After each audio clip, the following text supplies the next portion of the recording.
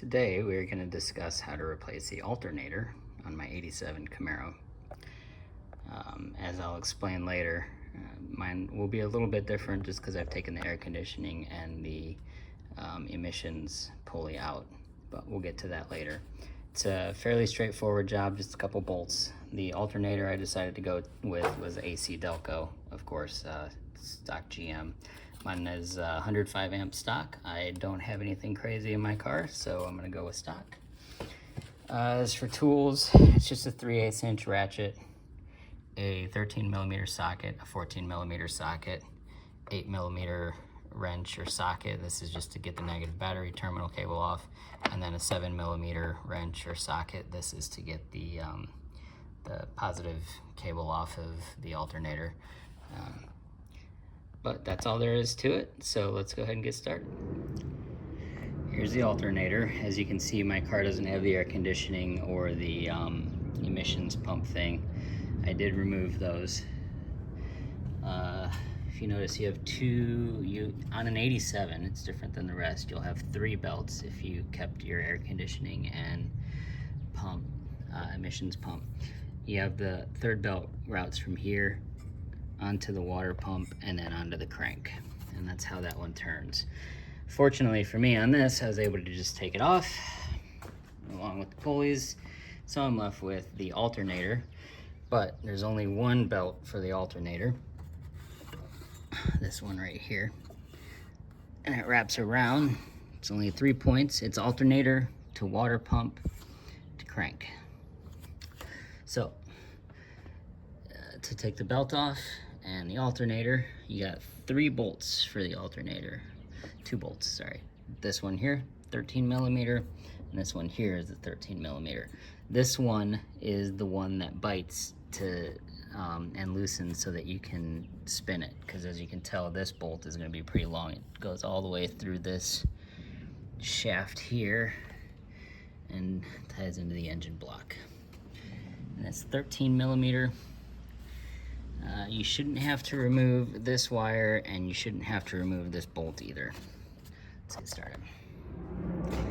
First things first, especially when you're doing with anything electrical, remove your negative battery terminal and set it aside. Mine is just an 8 millimeter. I'll take that off, set it aside. All right, and like I said, it's 13 millimeter here. Just loosen that, and you can see the alternator shifted down just a little bit. So with that, you could even just get the belt off from this point. So if you're just replacing this belt, that's really all it is. Put the new belt on, bring this back up, tighten it, and put it down. I'll show that at the end of the video. Okay, I was wrong at the outside. This outset, this is a 14. So use your 14 millimeter to loosen this one, and we'll take both bolts all the way out. I'll get that done. All right, with both bolts out, you can see the whole assembly comes out. There we go. Okay, this bracket you want to save, so you're going to undo this 13 millimeter here. Loosen that, take the bracket off. Remove this boot. Remove this plug. Careful, you don't want to break this plastic. A lot of times it can be brittle. All right, that's off. And then we'll remove this. This actually goes from here down into here, down here. I got to clean up these wires into this fusible link and then into the positive. All right, and then this little guy, it's just a 7 millimeter. Pull that off.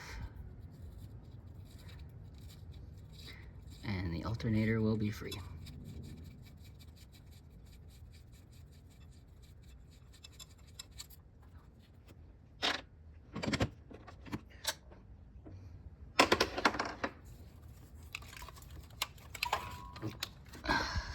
There it is. All there is to it. Again, don't forget to take this bracket off. And here are the alternators. This one I bought. This is the new AC Delco. And this is my old one. This was a Power Master. It's seemed pretty good to me. It lasted a long time. I don't know exactly, but 10 years, probably even more, and a lot of miles. This is the new GM one, AC Delco. As you can tell, they look pretty similar. The only thing is this one looks like it has a brass, maybe a copper connector. This one is just stainless or some sort of steel, but that's all right. All right, let's see. Okay, let's go ahead and get it put on the car. I also wanted to point out, if you're watching this for the belt, that my belt's actually in good shape. So I'm not going to replace it. I replaced it not too long ago. But this is the brand that I have, 5050420 Dayco Polyrib. It's actually been a really good belt, so I would recommend it. I've had it on this car for quite a while. So yeah, if you're looking for the belt, that's what I'm using. As you can see, I painted the bracket, I painted the bolts, just some Rust-Oleum. Help it look a little better. Now, to put this bracket back on, you use the screw here, your wrench, and I actually put this bolt in to help give it the guidance that it needs, because if you tighten it without the bolt, it's going to turn this whole thing. So just leave the bolt in there while you tighten it. I've gotten it set into place. First thing you're going to want to do before you bolt it in, just because it's tough to get to, is plug in your wire here first. It's easy, it just presses in. And then we're going to line up the alternator and get the bolts in. Okay, put the long bolt in first. Goes from the outside of the bracket to the alternator to this bracket and then into the block. And then with that one in, just put in this screw.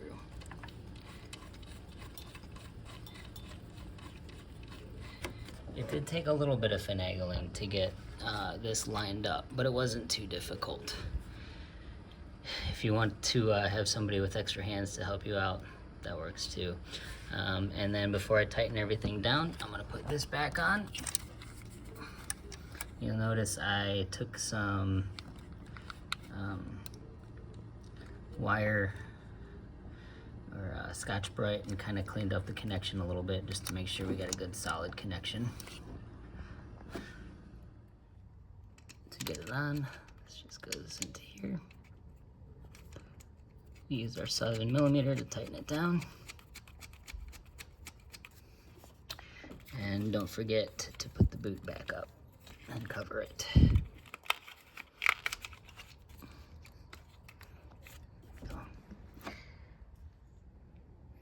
Okay, so I put the belt on. The method of tightening is I kept this loose. I did tighten it down, but loose enough to be able to swivel the entire alternator like this. And you can see you have this slot, so you have movement. When you put the belt on, they say you want about 1 inch of play on it, because if you do it too tight, you can stress your bearings. If it's too loose, obviously it's gonna squeal. I just used my hand, got in there with it, pulled tight, and used my other hand to tighten this bolt. Once this bolt is tight, it'll grab it, and then you can tighten this bolt down here. And that's all there is to it for the alternator. It's a simple job. Hope you found this video helpful. Remember to like and subscribe for more videos.